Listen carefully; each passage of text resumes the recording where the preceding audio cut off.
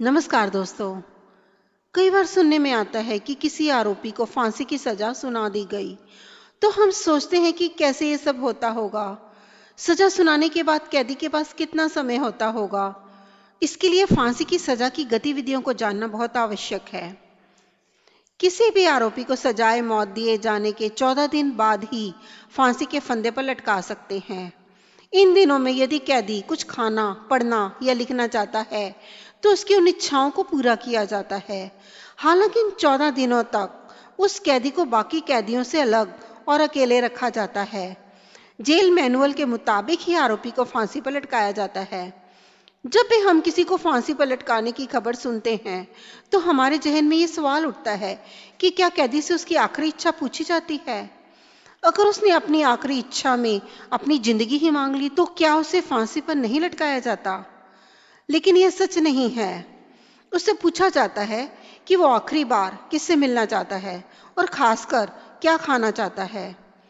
यदि कैदी इससे परे कोई चीज मांगता है, तो नियमावली के मुताबिक देखा जाता है कि यह इच्छा पूरी की जा सकती है या नहीं।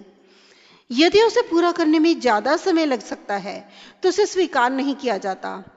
दोषी को सूर्योदय के समय फांसी दी जाती है। ऐसा इसलिए कि बाकी कैदियों और अधिकारियों का काम बाधित ना हो। कैदी को फांसी पर लटकाने की पूरी जिम्मेदारी जेल सुपरिटेंडेंट की होती है।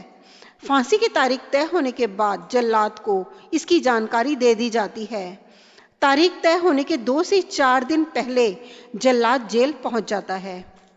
वहां वरिष्ठ अधिकारियों की निगरानी में उन्हें फांसी का अभ्यास करना पड़ता है। इसमें उन्हें फंदे और तख्ते की जांच करनी होती है, ताकि फांसी देते समय कोई अड़चन नहीं आए। फंदे को चिकना बनाने के लिए उस पर घी और पका हुआ केला लगाया जाता है, ताकि वह आरोपी को कम से कम तकलीफ दे। आमतौर पर फांसी सुबह 5:30 से 7:30 के बीच दी जाती है, क्योंकि उस समय ज्यादातर जेल के अन्य आरोपी अपने अपने कारावास में होते हैं। इस दौरान आरोपियों को अपने कारावास से बाहर जाने की अनुमति नहीं होती और ना ही किसी को जेल के अंदर आने की अनुमति होती है। पूरे जेल में कर्फ्यू का माहौल होता है। लगभग 3:30 बजे आरोपी को जगाया जाता है।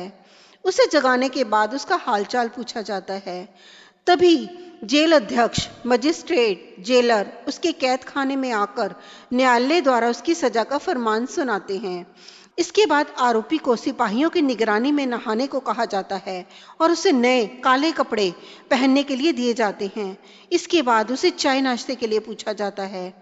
चाय नाश्ते के बाद आरोपी से उसकी आखिरी इच्छा पूछी जाती है या उसे उसकी वसीयत बनाने के लिए कुछ समय दिया जाता है। इसके बाद उसे कुछ समय अपने ईश्वर को याद करने के लिए दिया जाता है।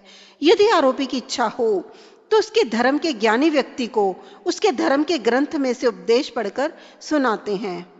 फांसी के निर्धारित समय से कुछ समय पहले अपराधी के हाथों को उसकी पीठ पीछे हथकड़ियों से बांधे जाते हैं। फांसी के निर्धारित समय से कुछ समय पहले अपराधी के हाथों को उसकी पीठ पीछे हथकड़ियों से बांध दिया जाता है और उसके सर के ऊपर काली टोपी पहनाई जाती है, ताकि वह आगे की गतिविधियों को ना देख सकें। इसके बाद जेल अध्यक्ष के साथ कुछ सिपाही आते हैं और आरोपी को उसके कारावास से फांसी दिए जाने वाले स्थान पर ले जाया जाता है, जो लगभग 100 गज की दूरी पर होता है।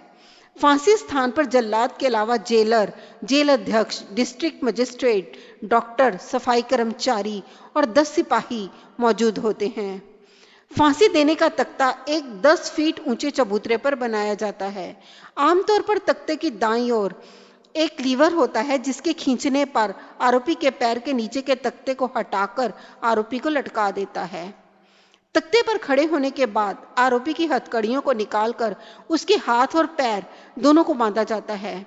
हाथ पैर बांधने के बाद आरोपी के गले में फंदा लगाया जाता है। फंदे को गले पर आरोपी के दाहिने कान की ओर फंदे की गांठ को बिठाया जाता है। न्यायालय के निर्धारित समय पर जेलर अपने हाथ में रखे सफेद रुमाल को नीचे गिराता है, जो जल्लाद के लिए लीवर खींचने का निर्देश है। यहाँ जल्लाद को लीवर बड़ी सफाई से खींचना पड़ता है, क्योंकि यदि तख्ता जोर से अलग हो गया तो आरोपी की दर्दनाक मृत्यु हो सकती है या फिर उसकी गर्दन उसके शरीर से अलग हो सकती है। इस प्रतिक्रिया के 15 मिनटों बाद डॉक्टर जाकर आरोपी को जांचकर उसे मृत घोषित करते हैं। लगभग 40 मिनटों बाद आरोपी के पार्थिव शरीर को फंदे से नीचे उतारा जाता है और उसे पोस्टमार्टम के लिए भेजा जाता है। पोस्टमार्टम के बाद पार्थिव शरीर को परिवार के हवाले किया जाता है। यदि परिवार वाले शरीर को स्वीकारते नहीं हैं, शरीर का अंतिम संस्कार आरोपी के धर्म संस्थान को दे दिया जाता है या फिर जेल अधिकारी उसे सम्मान पूर्वक उसका अंतिम संस्कार करते हैं।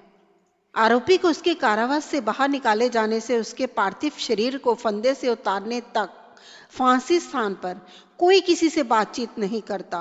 यदि कोई भी बातचीत करनी भी हो तो वह इशारों में होती है।